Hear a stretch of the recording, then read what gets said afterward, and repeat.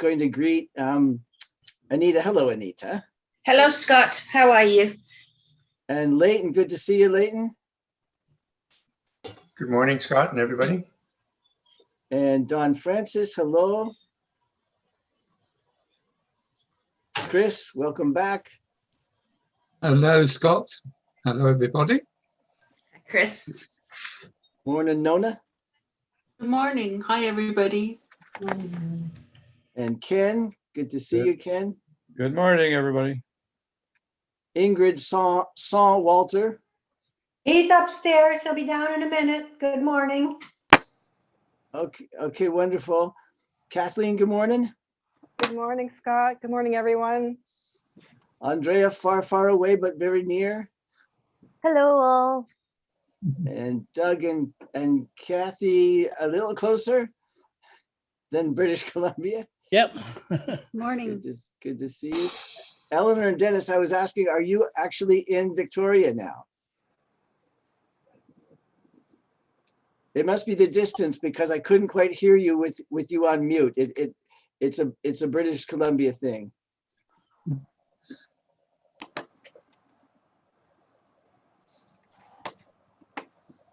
Yes, we are in Victoria. Oh, how I hope that's quite lovely for you.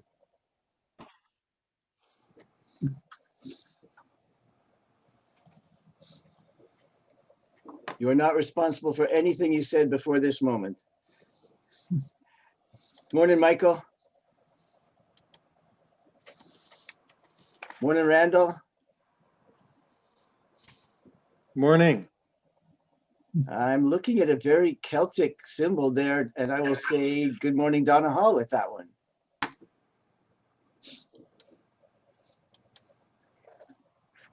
Good morning.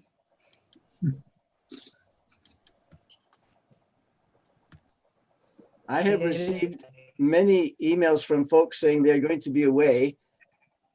You're welcome to let us know. You don't have to account for yourself. It's lovely to know you're having a lovely vacation, but please let us know. And we always follow you that way. But you don't have to apologize or check in at all. This is here for us when we're here, and when we're far away, it's in our hearts, and that's beautiful. Emily, good morning. And Barbara Robinson, Hattie. That's and I'm just seeing. Hello. I'm seeing someone called Lincoln, but they look very much like Barb Russell. Do you wish us to call you Lincoln? She looks happy about it. Hi. Hi. I know this computer was used by our grandson during in school, COVID. So I just got it back and didn't realize I'm Lincoln. Morning, everyone. Well, I'm glad you're sharing it with them. Morning, Walter. Okay, it is 10, just a bit past 10:30. Moreland is our reader, our welcomer reader. So I am welcoming Moreland.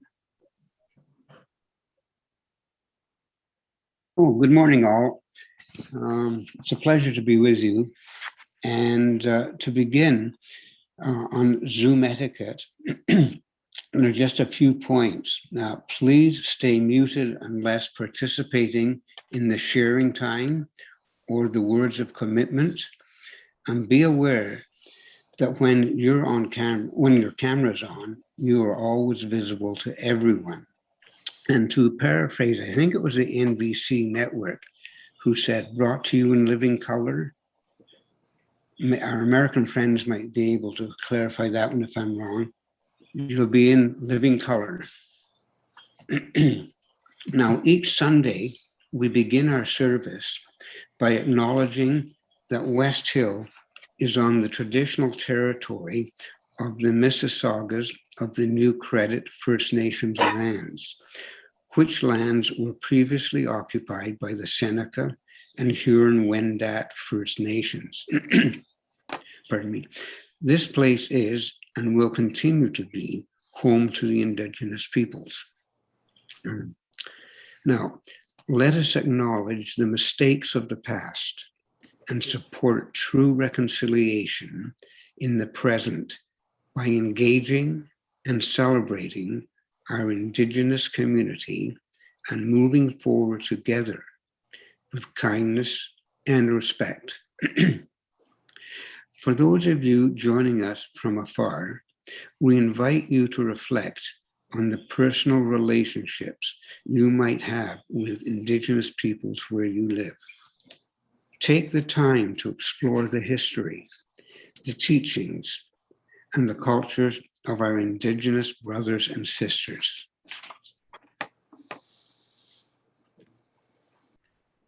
Now, at this point, I would like to welcome those living in the Scarborough area, in Ontario, all across Canada, North America, the United States, or primarily the United Kingdom, Africa, and beyond. We are all family, if not by blood, then by spirit. And at this time, we recognize and express deep appreciation for the support of West Hill's work given regularly by so many people in the form of their time, presence, energy, skills, and finances. If you would like to support the community and the work of West Hill in any of these ways, please contact the office. Now, at this point, we call for announcements. And one little preface. If you would like to receive our weekly e-blast, please email the office at westhillunited, all one word, at gmail.com, and you will be added to the list. Now, do anyone have some announcements to share with the community? Yes, Marlon, I do. It's Mike Laurie, board chair. Just wanted to update a few items I think of interest to the group. First of all, our refugee Tina continues in Nairobi, Kenya, awaiting solving a few barriers to travel to Canada. Tina's health was somewhat compromised after incarceration and had been seen at a medical clinic, and the medical report was sent to me indicating what they thought was going on and the medications that were prescribed, and didn't appear that there's anything too serious, and that should be helpful. So Barb Russell as well is monitoring Tina's reports. Some are filtered through Greta as well. But we are still standing by, waiting for all of the pieces to align. We are working with many partners to welcome Tina to Canada and Toronto, but there just seems to be yet another barrier and delay. Just a few words on the board and what has happened since our last meeting. We are looking at planning a congregational meeting to review a whole number of things with wide input. Happening parallel to that would be a governance review looking at our bylaws and manual of procedure, and a group led by Jean Skillman, as well as Anita and Deb are working on those issues. So we will continue to have things happening during the summer. The board won't meet, but the executive might handle any issues that do come up. As I commonly say, if there are questions, concerns, or comments, please connect with me by phone or email. Happy to have a conversation or hear your remarks. And that concludes a wordy report, but thanks for your attention, and back to you, Marlon.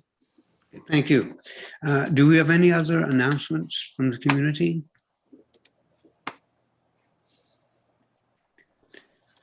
If not, I might just jump in here myself, because yesterday was quite a good day, a memorable day for Clan Reese, in that Louise and I went down to Kingston to see our daughter and her family, who are now permanently moved up here in Ottawa. But we also got to see two grandnieces for the first time, each of whom are just literally months old. So that was quite ebullient, shall I say, noisy affair, but fantastic family time. Okay, anyone else? I've done the hogging at this point. Any other wishes to share? Okay, on that note, then let me pass over to Scott.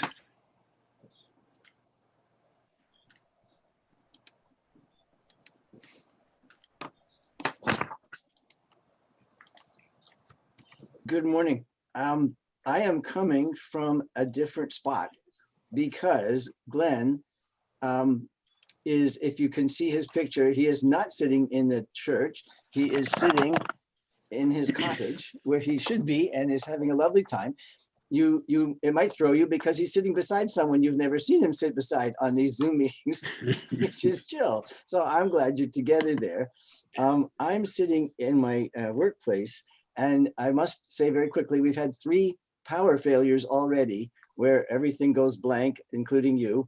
And if that happens, I will just, as it is happening, I will select someone at random to continue the perspectives from where I left off. The slides are there, so you could just do that. Won't do that, but I hope it doesn't happen again. I brought from home a piece of the 3rd version of the ribbon rack behind me. It's a smaller version, but I thought I'd bring it along so that we still are West Hill. Of course, we are without a prop, but we are. We love our colors and the meaningful things that we've put around our building and our sanctuary, and they're still there, and it will still be part of when we do meet together. The idea of being grounded in life is something that I was just hearing someone say casually, that they wish they didn't have to know the things they know about life and about reality and about the news. And I get it. I totally get it. I think it's really, really hard at this time in the world to be grounded in life, not in a particular person's version of life, not in a particular book, not in a particular church, not in a particular culture, not in a particular anything. Although we come from where we come from and we bring that with us, but to seek to ground our idea of what's true and good and real in life itself, in how the human community has tried to figure out life, tried to figure out what's good for us all, what's good for our neighbor, what's good for ourselves, how to treat ourselves, all the learning that has happened. Libraries full of it, people full of it. We want to be as broad and as deep as grounding ourselves freely in life itself, in its interconnections. But as soon as we bump into that idea of interconnections, we realize that we have an impact on this web of life, an impact, and it has an impact on us. And if you just turn your news on for 2 seconds, you'll see the impact that natural forces are having on people, but the human influence behind some of those natural forces we're seeing as well. And that's one of the things we're going to be sort of concluding today with a longer focus on the interconnections of environment and people and choices and power, politics, social, economic, sexual, gender, all the interconnections of life. We can't seem to separate them. We can't seem to pull one out and say that stands alone. It's all interconnected, as is life. And so it's a big thing we do when we say we're grounded in life. So we got to find out how we should do that. And having picked love as a guide, justice, compassion, integrity, kindness, thoughtfulness, honesty, courage, then we band together. I don't want to do it alone. I couldn't possibly. I don't think you can. And so we do it together. We share wisdom, we seek for wisdom, we try to think differently, we try to see differently, try to find solutions, try to find things we could do differently at home, at work, in our families, bumping up against obstacles, sometimes smack in our face, with even conversations we thought we could have with folks and we can't seem to have them So that kind of wisdom of how to navigate ourselves through the interconnections of life, that takes the togetherness. And so grounded in life's interconnections, the choice to be guided in it by love. And that doesn't give us easy answers to questions. I was just giving a presentation at work to the professional advisory committee, which is the physician, the pharmacist, the charge nurses, the public health, about ethical thinking being part of all the way we think, not just a certain specialty over there, and it affects everybody differently. And then people in the room thought differently about different issues. They all thought ethics was right and good, but how do we apply that in certain situations? There's been differences in even in that room where the basic values are on the wall and we all agree with them. But how do we apply it in the case of A or B or C? That's where the discussion comes in. And you've probably been in those where you think differently than someone else in the room, but you know they're trying to figure out the right thing to do. I'm sure you have also been in rooms where you wonder if people are trying to figure out the best thing for everybody in the situation. And that's a hard one too. So grounded in life, guided by love, and growing in the wisdom we share together. And so that leads us into our sharing time. And I'm going to, again, move part of that into the perspective section. And I'm moving part of Moreland into the perspective section as well. And so I want us to remember the places in the world that are hurting because of the politics, because of the social situations in the communities, for health, for well-being, for rights, and for the environment. And we know the hurt in the world is rampant right now. But we also will celebrate all the people doing good in that, struggling, striving, failing, getting up again and trying again. And you know some of those folks, and you are some of those folks. And so we celebrate that as well. So right now, I would just want to move into asking if there's, first of all, if there's anyone with any updates from West Hill family, how people are doing, please jump in and share that. We had been hearing updates about Elaine Sidhu, and she's here with us and has been for some time, so we celebrate that. Is there anyone else who knows how folks are doing?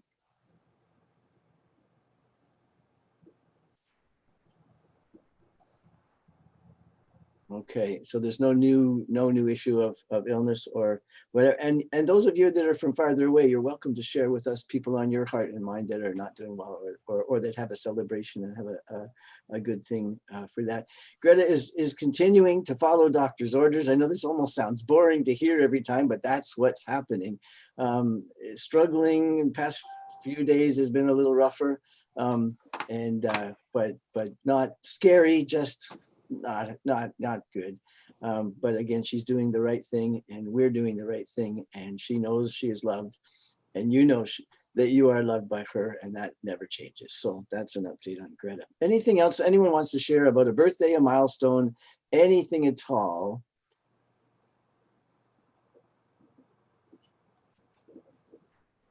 All right. Going.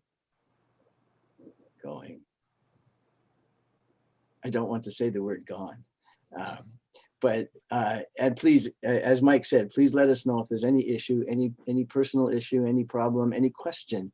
You're always welcome to phone the church office or to phone Mike. I'm going to now move us on the screen, Peter, if you could, to the words of commitment. And I've changed the picture again. And the picture last time was a picture of the Everglades. And we had talked about a very brave woman that entered that world to help. And the picture here is the Kenyan mountain area. And that's what we're going to be looking at today together. So if you could mute or unmute and say together the words of commitment as Peter leads us through the Earth is my home, and the world my family. As I live love with without hate, healing where there is hurt, joy where there is sadness, sadness, hope there is where fear. there is fear. I pray that that I may always try to understand and think other people well as seeking comfort and understanding from them. Wherever possible, may I choose to be a light in the darkness, help illuminate caring, honest friend, justice, kindness, and peace from my heart forever. Amen. Amen.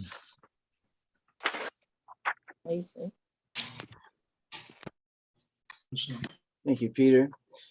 Now I'm going to ask Moreland to read words from the courageous woman we're going to be focusing on today, words of Wangari Maathai. We're going to hear 3 times from her, but right now, just the first time to lead us into our focus on her life.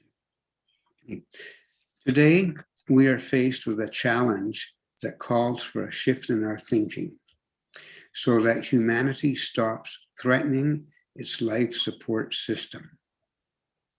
We are called to assist the earth to heal her wounds, and in the process, heal our own. Indeed, to embrace the whole of creation in all its diversity, beauty, and wonder, recognizing that sustainable development, democracy, and peace are indivisible, is an idea whose time has come, offered as wisdom for the journey.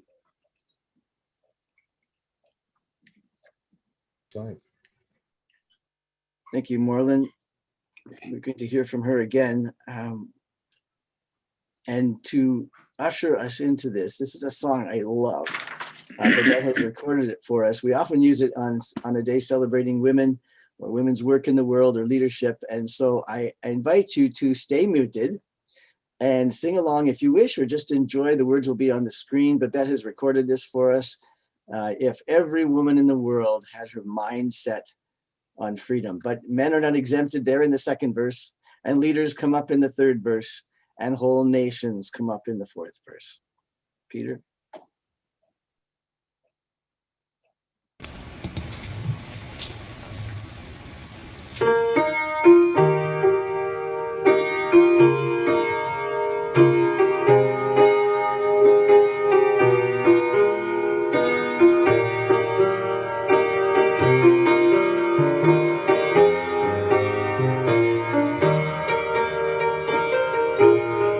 If every woman in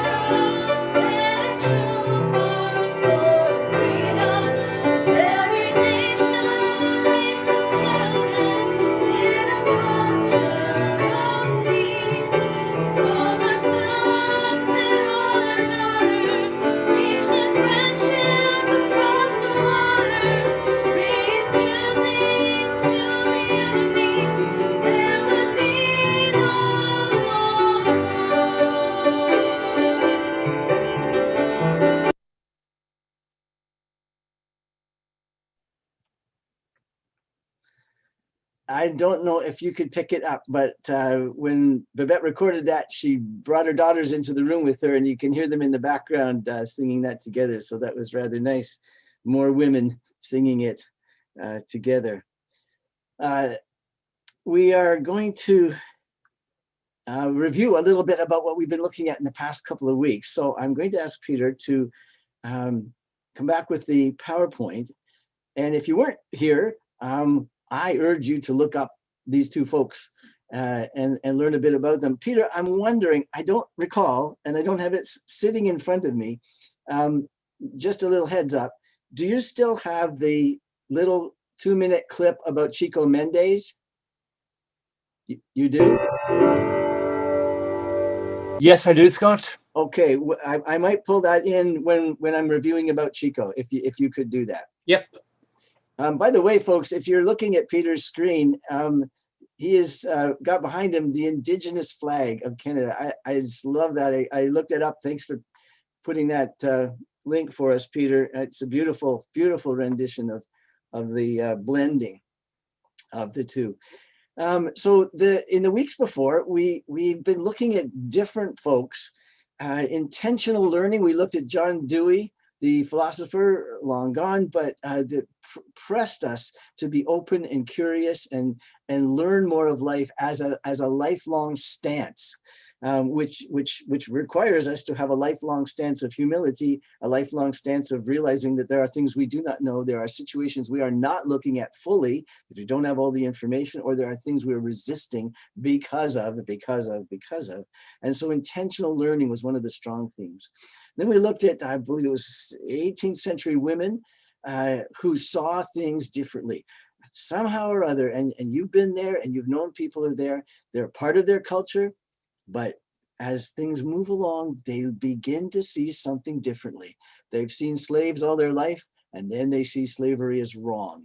They see a model of the man as the only head of the household, and all of a sudden they see that as wrong, and seeing differently.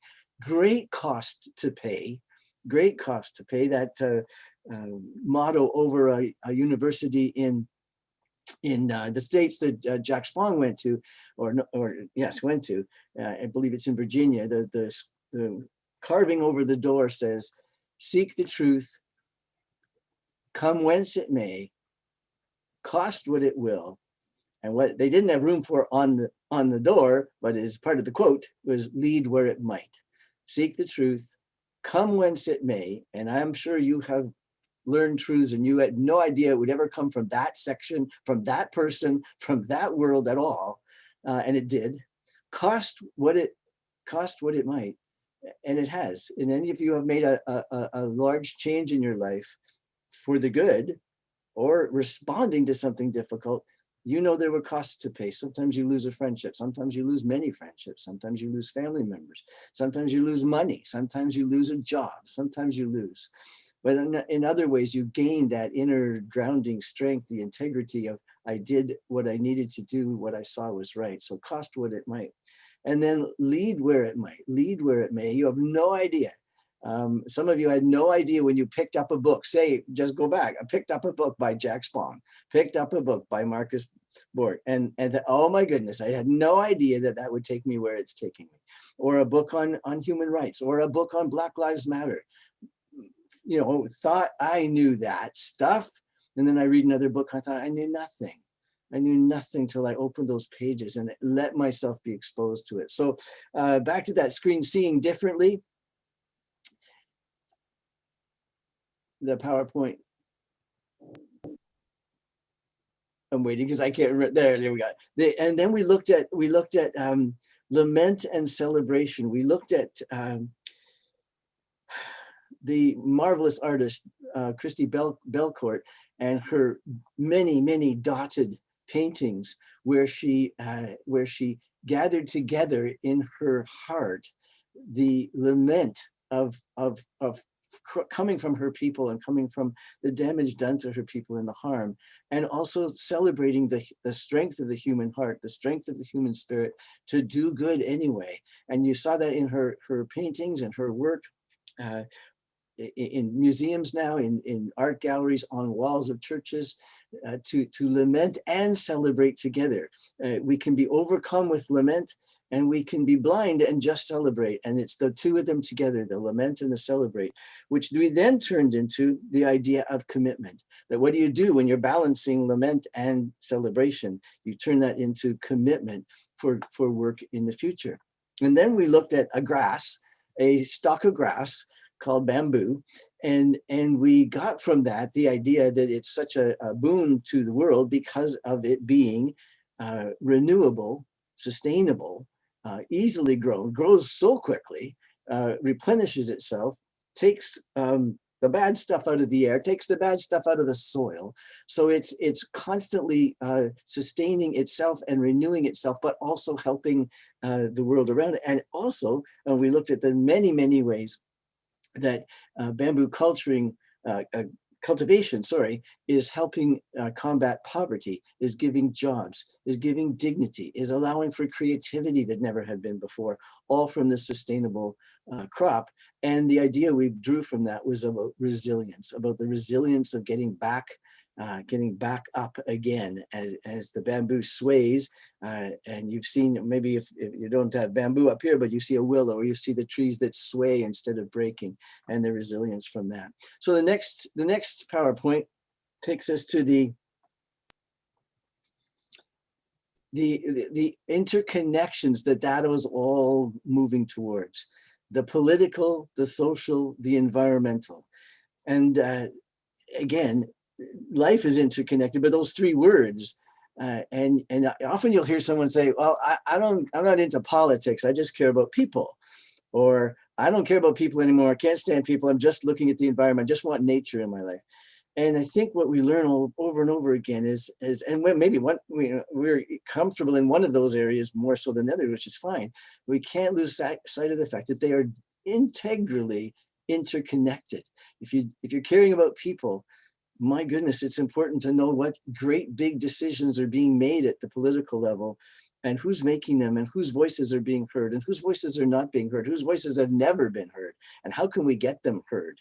And how can we understand that decisions need to be made for the good of the whole, not for the good of the some? And how do we do that? So the political and the social are intertwined.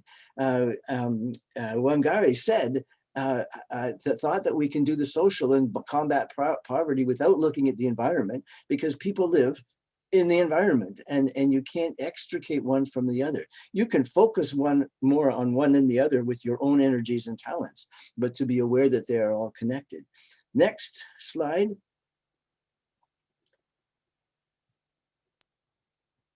Thanks, Peter. The first person we went to the Everglades in South Florida. Next. And we met a woman who went into this wilderness. It's a beautiful picture. That's the Everglades. Her book, of course, we knew it was the River of Grass, and it's mostly unnavigable, but it is called the lungs of the continent, the lungs of North America, because of its vast areas of vegetation. Next. That's if you took a little kayak and you paddled through the mangrove jungles in that Everglades, this is what you'd see. There are folks that take kayaks in there, and eco tours that try to do that without hurting it. Next. The wildlife we see there, absolutely stunning. And people, if you just Google the Everglades wildlife, you'll see picture after picture after picture of absolutely stunning wildlife that live there, and mostly are endangered. Next. Her name, Marjorie Stoneman Douglas. I told you I met her as a statue in the Fairchild Botanical Garden, not knowing who she was, and then learned about her, bought her book, and just so highly impressed. The next picture is of her on a dugout, traveling in the Everglades, saying, we need to look at this. This is important. This is important. And I'm going to venture in. Nobody else is talking about this, but I will. Next. We saw her later in the Everglades on a boardwalk that had been, she said very clearly, I don't go there very often. It's a bunch of mosquitoes and alligators, and it's not necessarily safe. I don't have to go there to know how important it is. I think that's a fabulous message about anything we hear about. We may not go there, We may not be there. We may not even have a good view of it in our head. It doesn't mean it doesn't matter. It doesn't mean we aren't glad that somebody sees those areas and does something. Next picture. I love that. She advocated everywhere. She never stopped. She never stopped. There are some people that have said that we can hear other people from West Hills voices in this woman. That was commented on after, and I hope it's your voice as well. She just never stopped. Next. And this is the book she's the most famous for, The Everglades River of Grass. It's been called as important for that area of ecology as Rachel Carson's Silent Spring. And so beautiful to read. If you've got a copy of this or you get it from the library, it is really worth reading. It's not just a technical book about the ecology. It's a passionate book by her. So next.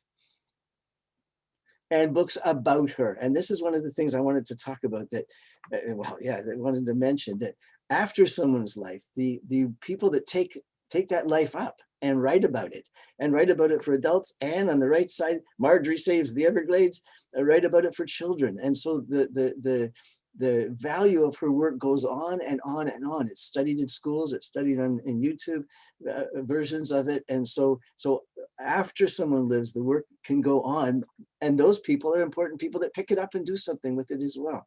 Next. There she, I love that. She's known as the lady with the wide brim hat, and often wearing those great big sunglasses. And she worked till she died. So the political, the social, and the environmental. She was a political, social, and environmental activist, and left her mark on Florida, on the United States, on the continent, and on the world. Next. We then moved quickly to the Amazon, to the country of Brazil. And we met with the next slide, we met with a man named Chico Mendes. I'm sorry, I didn't meet him yet. That's the Amazon Delta Valley, beautiful blue and green. And we know since the work was done on this man, we know how threatened this environment is as we speak. If you look at that picture and you see it, the thought of development and raising those trees for developments, for buildings, for industry, without realizing that this environment is necessary for the people to live. Next. Gorgeous picture of the quiet of that, the undisturbed nature of the Everglades, of the Amazon Delta. Next. And that's not in Disney, that's not in a zoo, that's just out there in the Amazon forest. I find that a breathtaking view to see that fly by. It wasn't as breathtaking, but it was very unusual. I'm just making a complete aside here. Greta and I were sitting in our backyard having supper, and for some reason I looked back at the house, and although we have a number of birds, perhaps about 15 different kinds of birds that come back and forth through our backyard, we're near a ravine, a river, and a train track, but we see a number of very beautiful birds. I looked up, and I may have already told you this, I looked up at the top of our roof of our house and saw 2 ducks sitting on our roof, just sitting there. 2 ducks. Why did they come and sit on my roof? Have you ever seen ducks on your roof with webbed feet? Well, that was as exotic as we got. But here are the exotic parrots flying by. Next screen. Chico Mendes. I had not heard of him. And every time I've not heard of someone that gave their life in such a great way, I'm glad for those who wrote it down, those who cataloged it, those who documented it, those who made movies of it, because then I get to know. And then I've expanded my idea of all that was wrong in an area of the world I didn't know. And I'm expanded because I meet with a person who gave his life so deeply for the cause of the people and the environment. Next. There he is. Many of the pictures are in black and white because that was what was available at the time. Next.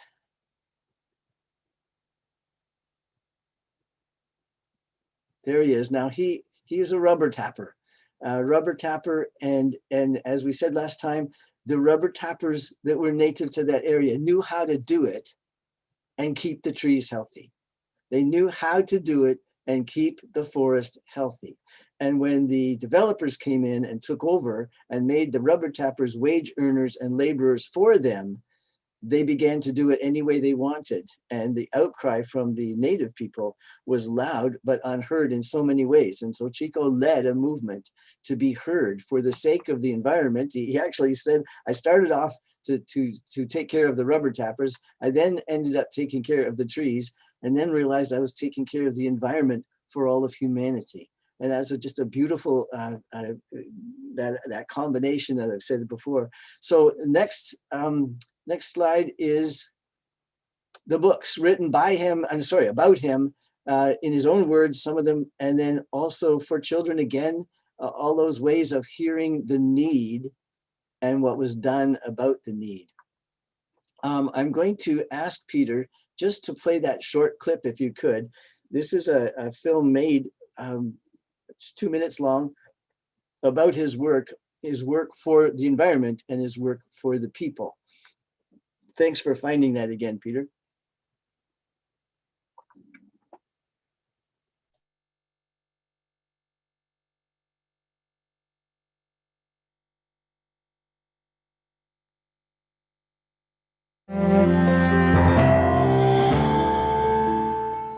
The fate of the Amazon turned on a most unlikely environmental hero, a poor rubber tapper and union organizer named Chico Mendes. Você sempre é seringueiro? Sempre fui seringueiro. Meu pai era seringueiro.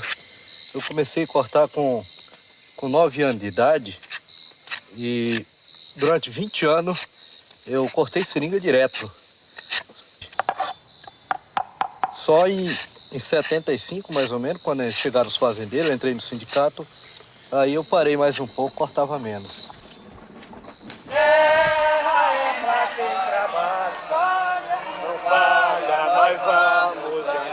The rubber tappers organized empathize, or standoffs, non-violent protests in the tradition of Gandhi and Martin Luther King, where they surrounded the trees and tried to explain what a disaster cutting down the forest was for everyone.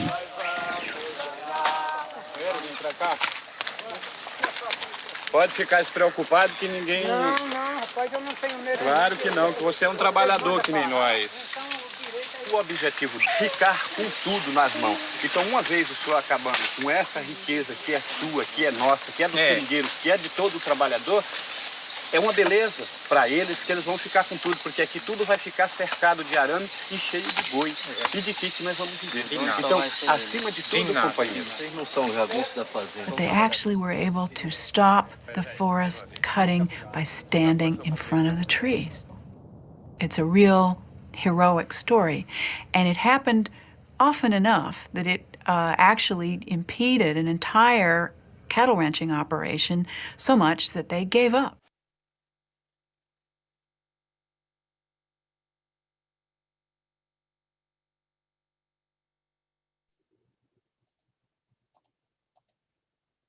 I of course realized that those of you that are not on visual could not understand what was being said there.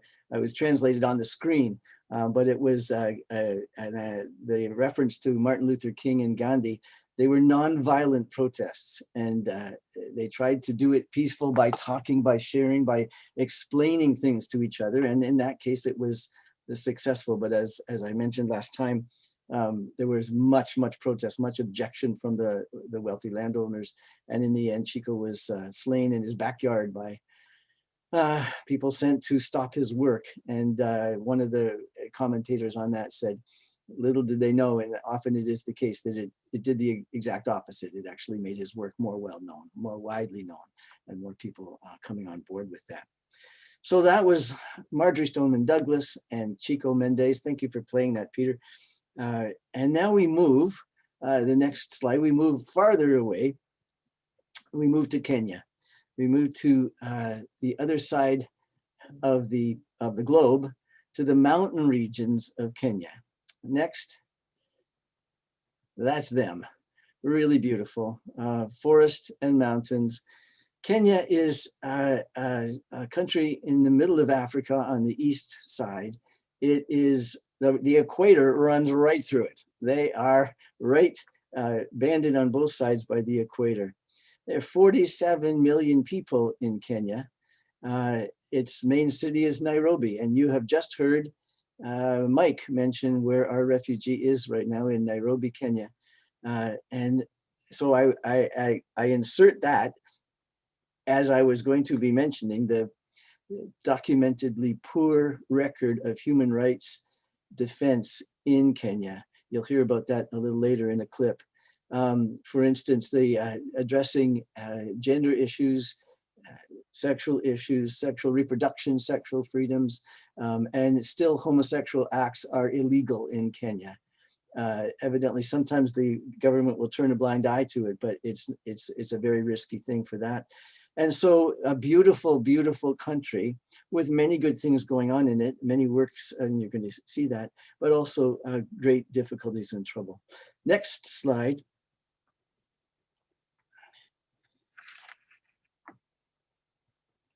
On April the 1st, 1940, a woman was born, a young girl was born in the Kikuyu tribe in near the capital of Nyeri.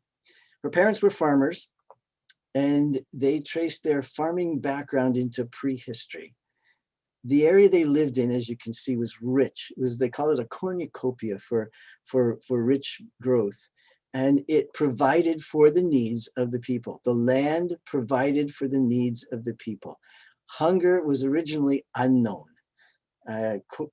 Wangari has said the soil was rich, dark red, brown, and moist. Farmers grew food mostly for their own use, taking advantage of the diversity of fruits and vegetables that sprang naturally from the land. And the people understood that integral connection between the land and the people. And they looked at the land with a type of a reverence, a respect, almost a sacredness, to say we must keep the environment healthy to keep us healthy. Evidently, the first nutrition for a newborn baby was not breast milk, but a special juice, a blend of green bananas, blue-purple sugarcane, sweet potatoes, and a fattened lamb, all fruits of the land. And that meal made her not only a child of her parents, but literally, in her words, a child of my native soil. Beautiful, beautiful thought for that. The difficulty was when Europeans came and the word could be conquered, could be invaded, could be moved in, occupied the land. They disrupted the communal economy. They brought foreign concepts of how to use the land, how not to use the land. And they brought the concept of individual ownership in a way that had never been seen before. They supplanted subsistent agriculture with plantations. And of course, you know, plantations, and I'm linking this back to even the Chico Mendes, that when the people that worked the land, because that's where they lived, were turned into wage earners owned by landowners. And it caused people to move in different areas to just to get enough food to eat. It disrupted their normal way of earning their living and of eating, and that, of course, had the effect on the social. Neighbors weren't the same neighbors anymore. But evidently, this young girl, born in 1941, loved nature that she was around, and her father and her mother had her absorb the world around her. They moved around several times as she grew up, but they kept focusing on the natural world wherever they were. The next slide. It was often the women who took notice of the world, notice of the natural world. And that's a picture of two unknown people, it doesn't matter, looking out at the world with respect and reverence. And I love the picture because it's respectful to the environment, and you see the hand on the shoulder. It's also caring for each other in that, standing together and sharing. The next slide gives us her name, and we've already mentioned it, Wangari Maathai. And she became, and the reason we're focusing on her today, she's a Kenyan social, environmental, and political activist, the same as Chico Mendes, the same as Marjorie Stoneman Douglas. And she, because of her work, and not everyone, sometimes I don't like to even dwell on the awards people have been given, because there's so many people that did work all their life and were not recognized. But it's good to recognize that the world would see this. She became the first African woman to win the Nobel Peace Prize. She also was one of the first African women to benefit from Senator Kennedy's airlift program, which, you know, could be controversial in many ways, which was bringing Kenyan students over from Africa to America to learn in American universities. And although Wangari had gone to school in her own, actually beautifully, say her brothers went off to school, and she asked her mother once, why don't girls go to school? And her mother was about to answer with a culturally informed answer, and then realized she really didn't know why Wangari couldn't go, so Wangari went, and off she goes to school. So she did get a basic, and there's this cultural confusion because it was the Europeans that taught Wangari to read and to write. They also taught her other things that she wished she never knew. But that's that combination we're often pulled and pushed with. So off she goes to the States. She loved her time in the United States. Next picture will show her. There aren't pictures of her young that I could find that were free to use. Thanks again to Dennis for that hint. It's been a wealth of feeling very comfortable showing pictures. So most of the pictures of her are a little later in life, but I just wanted you to see more pictures of her. First, when she got to the States, she was rather shocked with the liberal ways, because growing up she grew up in a Catholic school and another public school in Kenya. She didn't know that you could actually hold hands with the boy in public and not be chastised. So a different thing like that, which we wouldn't think much of today, but certainly at her time. And the fact that women could speak out and that women could have opinions. This was different for her. She had it in her family, but not always in her culture. And she didn't know why. This is one of her statements. Why does Kenya have to choose between a Western way of life and their own way of life? Why cannot we take what's good from all and from both? She entered a master's program in the University of Pittsburgh, and she was offered a position as a research assistant. Next picture shows just another picture of her.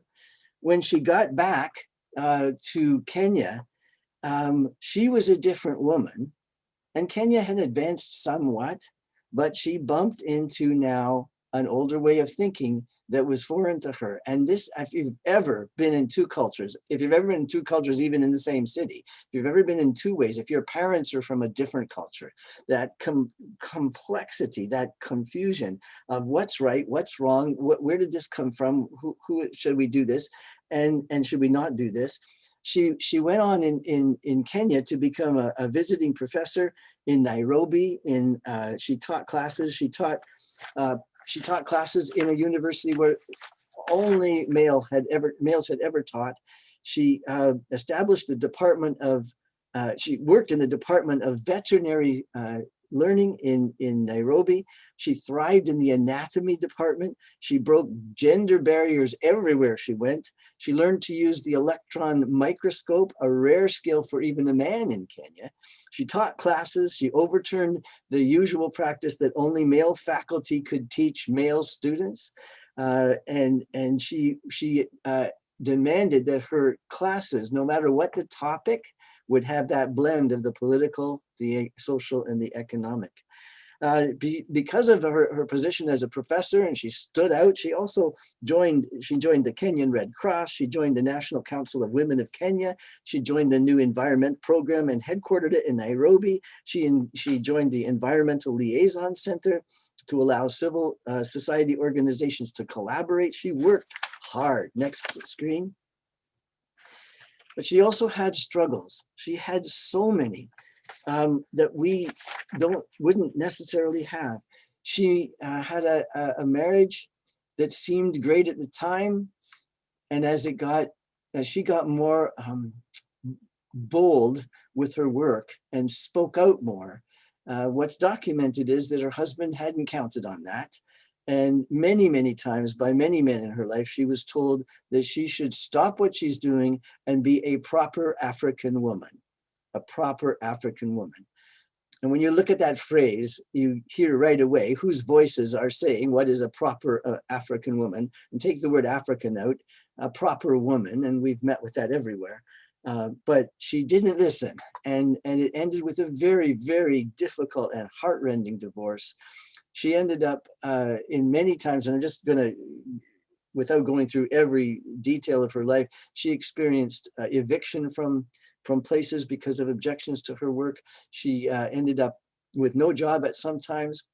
At some times, she was her position was taken over by a male candidate with less qualifications. She struggled and struggled, because when we talk about the awards and we talk about the amazing things she did, I want these pictures to also show us she was a person, and this person struggled many times in tears, in despondency, in despair.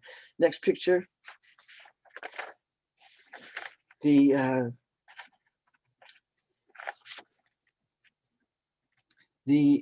next picture. There, I wanted to start putting ones where she's touching the trees. From a child, the trees of Kenya were an ever-increasing part of her life. She loved them. She loved them for what they did. And she started, even when she was married, her husband was a politician. She started a program to get trees planted in Kenya. As she did that, she found the connection between the trees. She ran a project that monitored tick-borne diseases of the livestock. She made extensive travels in rural Kenya and found out problems she didn't know were there before. She was appalled at the living conditions she found. As she's focused on trees, but that opened her up to a whole nother world. She found that farmers had stopped growing subsistence crops, and only the crops they were told to plant to get money from the people that owned the land now. She was watching her homeland turned into plantations, which rings a bell with other countries all over the place. There was a fig tree that she'd grown up with, and her mother had told her that was a sacred tree, and you didn't even pick the branches and the twigs that had fallen from it. You let it rest. And when she got to that spot and saw that the fig tree was gone, and we know that happens, but it very struck her very, very, very hard. Next picture. Here's her speaking. Actually, see that? I'm sorry for those that can't see the pictures, but this is a picture that shows the intense passion that she had for speaking. She spoke everywhere. And because of what she said, she has been beaten. She's been imprisoned in degrading prison cells without food, without water, without sanitation for herself. She was insulted in the press, insulted in posters that were put up in places that she lived and worked. Yet, and also she started using the word feminist, and then she started using the concept Black feminist, and that was hated. That was hated. If you didn't like feminist, you got it double with the Black, and so that Black women should speak out for themselves was such a horrendous thought then, and she got maligned for that so terribly. The next picture. And again, I'll just describe it for those that you can't see it. There she's hugging a tree. She's got her arms wrapped around the tree, and in her face and in her arms, you can see that theme that we're going with is her passion, her care, her commitment for life in all its interconnections. That's what motivated her, and so many other people around her. That's the kind of motivation she brought to people, to care, to embrace, to say, this matters to me because it matters to all of us. And it matters to all of us and me and our life together. And that care and that passion and that commitment led to what I see in the next picture. And I love this picture. She plants herself, to use a word, right in front of a tree. And you see her, she's holding it back and saying, so the love and the passion and the commitment turned into action. And so it turned into protection, and it turned into guarding what is good and guarding what is necessary and advocating for it, as you saw in the other picture, to speak out about it. And she did this for the forest. She did this for parks in the middle of cities. She did this for women's rights. She did this for degrading poverty situations. She did it as much as she could, no matter what was happening to her. And that is real commitment. And there's a statement that she says, and it's a bit of a metaphor, but she said, if you don't get the seedling and plant it and water it and care for it and protect it, you haven't done anything. You've just been talking. And I like that statement, is the doing part is what we are called to do, each of us called to do. The thing she is the most famous for, the next slide, is the Green Belt movement. And when I find out how famous someone was for this, and I find out the amazing things it does, and then I realize I had not heard of it. That's just either it's for me, it's both sad and then thrillingly exciting because I get to know something else. And so I'm bringing you into the Green Belt movement.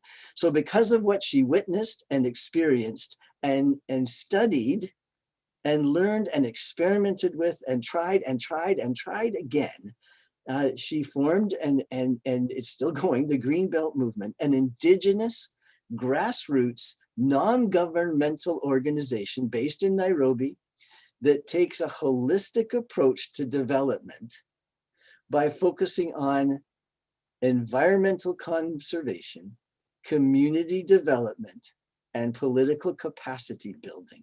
She's a professor. She organized the movement, not as a professor, just as a person, in 1977, with the help of the National Council of Women of Kenya.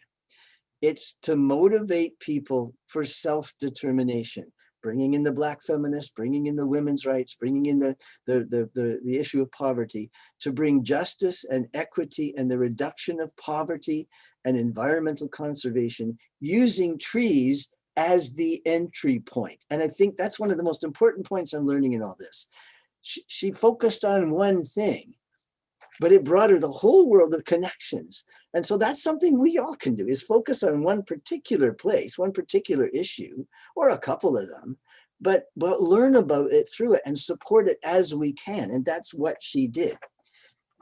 A startling fact came to me that since the movement started in 1977, it has planted over 51 million trees.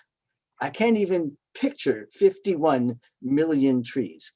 And 30,000 women and more have been trained in forestry, food processing, beekeeping, and other trades that help them earn income while at the same time preserving their lands and their resources. And that's been in Kenya, and it's stretched out further into parts of Africa. And what I'm going to do now is blow your mind. I'm going to blow your mind. And Peter is going to show us the first slide, next slide. And as you look at that slide, I'm going to ask Moreland to read his second reading, please.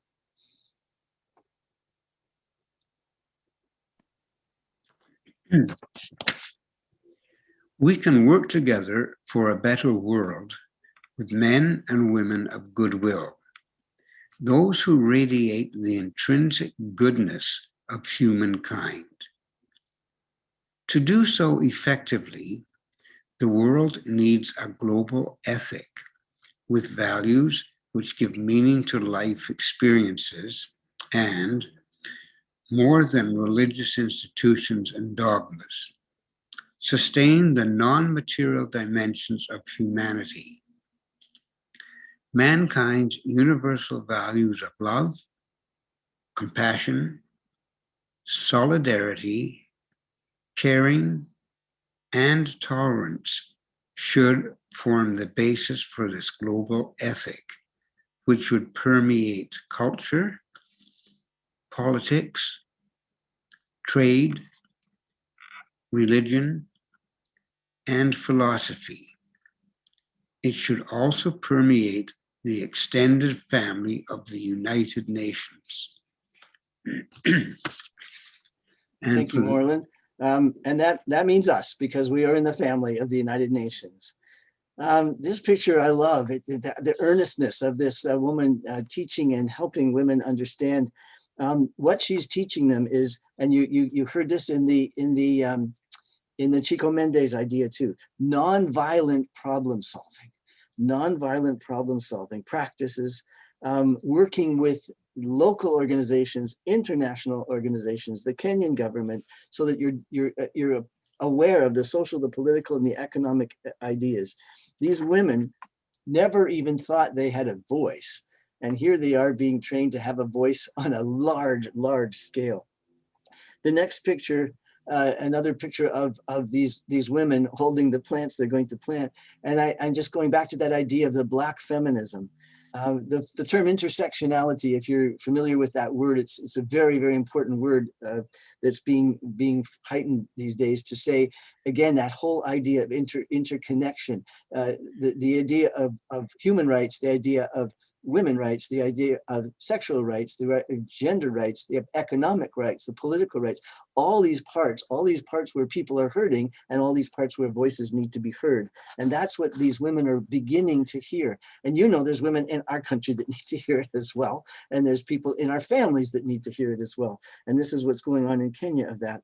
And because of this teaching of a voice for all, a voice for each other, these women, many of these, and Wangari too, were again, were discriminated against, were insulted, were beaten, were hit, were discriminated against in jobs, in opportunities, because they dared to have a voice, But Wangari kept saying to them, the environment and the economy are really two sides of the same coin. If we cannot sustain our environment, we cannot sustain ourselves. And so she kept teaching and she kept going.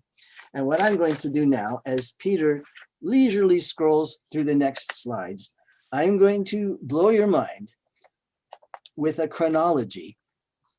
And so if you're not seeing the pictures, I really do encourage you to Google the Green Belt movement. You can do it now. You can do it now if you got your phone in your hand and you're not seeing our screen. You can look it up on your own screen at home. But as I'm going to tell you what the Green Belt movement has done. And I've got the years here, and I just want you to feel overwhelmingly joyful in the accomplishments of this group of people since its founding in 1977, when it was founded by Wangari Maathai in association with the National Council of Women of Kenya. In the 1980s, they established over 600 tree nurseries installed by women, with 2,500 women assisting. The 1980s again, they established 2,000 public green belts, carrying 1,000 tree seedlings on each green belt. Peter, I think we're gonna have to go slower because I got lots here. So just a little slower in that, so people can get into that picture and be there with the women. Thanks, Peter. I hadn't told him that before. In 1986, they formed a Pan-African Green Belt network, focusing on sustainable and environmentally safe work in Uganda, in Malawi, in Tanzania, in Zimbabwe, and Ethiopia. 1989, they organized a large public protest against the construction of a business tower in the middle of a park, and later a 60-foot skyscraper in the middle of another park. In 1998, the first indigenous tree plantings throughout Kenya to stop the degradation and privatization of a forest. 2006 now, planting 4.6 million trees throughout Kenya. They hosted workshops that involved civic and environmental education. They implemented tree nurseries. 200 new tree nurseries were put together. Partnered with the World Food Bank and started created a new project, Work for Food. Kenyan Forest Military was brought on board with them. They linked school children to elders through the community. See the social and the political. 200 more tree nurseries were formed. 2007. In 2007 alone, 4.8 million more trees were planted. They achieved planting seedlings on Kenya's 5 water towers. Picture the seedlings growing up on the water towers. They planted 44,000 trees in the Kamai forest. They restored the Mao forest, which had been degraded and deforested, and started organic planning. They continued advocacy campaigns for sales, production, and importing, and to stop polyethylene bags being used in the city of Nairobi. They banned them. They mobilized 5,000 community members through civic and environment education. 2008, they planted 8.3 million more trees throughout this year. They launched the climate change strategy for education, research, and security. They promoted reduced emissions from deforestation. They developed the Women for Change program. On the violence that took place in December 2007, with 1,500 deaths and 500,000 people fleeing from their homes across Kenya, you may have remembered this, the Greenbelt Movement's Women for Change created the Peace Tent Initiative for those affected by violence. What did that have to do with trees? It had everything to do, because it had everything to do with people. And they expanded their tree planting partnerships with many institutions, and they started it in prisons and schools, in churches. 2009, planted several more million trees, but a drought struck. And that's another whole story you can read about it, but their difficulty with that. They planted so many trees that did not survive, and the seedlings that did not take root. But they focused their efforts in other areas. A program called Enough is Enough campaign to protect human rights and protection of property, involved in political discussions. 2010, planted 4,222,000 trees and started training the trainer workshops. They targeted water catchment areas. 2011, 3.8 million more trees planted, 1.8 on public land, schools, churches, cemeteries, and roads. They participated in the collection of 1.2 million signatures to stop political corruption. They advocated against land grabbing in Nairobi's city market. 2012, Peace and Reconciliation Initiatives, and I could go on. In 2013, they linked with the bamboo organizations of the world to plant them. 5 major water towers they built in Kenya. They linked with Sweden, they linked with Norway, they linked with America, they linked with other places in Kenya. 2014, the Clinton Climate Initiative was joined with them, Sustainable Peace Project. 2015, they hosted students from Norway, from Ethiopia. And I'm going to stop there because I'm out of breath. And the reason I'm out of breath is because this woman spearheaded all this. This is a picture of her being awarded, the first African woman to be awarded the Nobel Peace Prize. And tears were all over Africa of joy for her work, for everyone that had a part of that. But and the next picture shows, maybe you've already seen this, I wasn't looking at the pictures as they scrolled by. The next picture shows Obama with her at the time. I love the look on her face. I think she's saying, I'm glad to meet you. I'm not impressed that you're a president. That doesn't matter to me. It matters that you're a person with a voice and I want you to use it for the good of all. And I love that look on her face for that. The next picture is an award she received, and I think this is almost even more meaningful. The Kenyan National Human Rights Commission awarded her this for her contribution to all humanity in its political, social, and environmental worlds. The next picture is 2 books by her, The Challenge for Africa and Replenishing the Earth, Spiritual Values for Healing Ourselves and the World. The next picture is her most well-known book, Unbowed. Unbowed, One Woman's Story. Wangari Maathai's memoir is direct, honest, and beautifully written, and that's Bill Clinton's words. But it's worth, on its own, it's worth. And then books written about her, The next slide, and the next slide is children's story. Love the picture. I want that on my wall. I just love that cover. There was a beautiful one of Douglas's book too, but that's a beautiful story. And now I'm going to invite you into a very brief TED Talk. And I had tears in my eyes when I found this. I thought I was looking at Wangari in this, and I wasn't. It's her daughter who has been a political and social activist for 20 years on local and international platforms. And she combines the ideas so beautifully that we've been looking at, is the interconnections between the politics, the powers, the social, the people, the community, the needs there, and the environment. And she concentrates on what can be done to end what we at West Hill take such a stand against in many, many ways. And here she's doing it still, and honors her mother's work. So Wangari Maathai.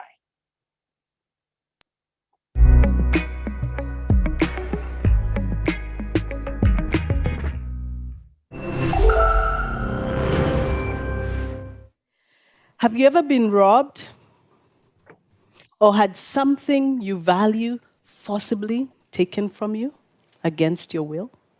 it's violating. Feelings of fury, of assault, and of helplessness. That's what corruption feels like. Corruption is theft. It is corrosive, it is criminal, it is toxic, and it is predatory.